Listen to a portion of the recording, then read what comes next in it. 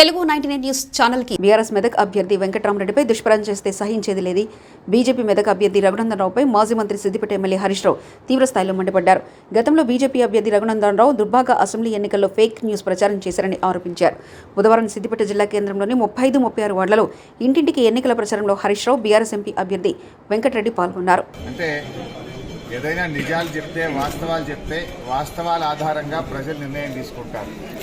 కానీ అభూత కల్పనలను, అబద్ధాలను, గ్లోబల్స్ను ప్రచారం చేసి మరి బీజేపీ అభ్యర్థికి గెలుపు అలవాటు.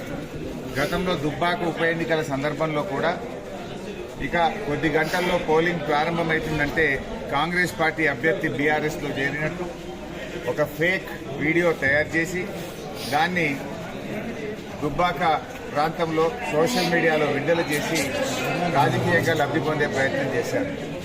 అంటే ఏదైనా ఫెయిర్ పాలిటిక్స్ లేవు.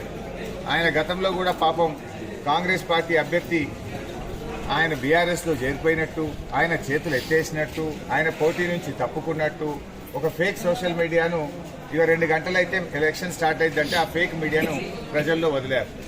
అది చూస్తే ఎట్లుంటుందంటే నిజంగానే టీవీలో వచ్చినట్టు, ఒక టీవీలో ప్రసారమైనట్టు ఒక తప్పుడు వార్తా కథనాన్ని తయారు చేసి ప్రజల్లోకి వదిలారు.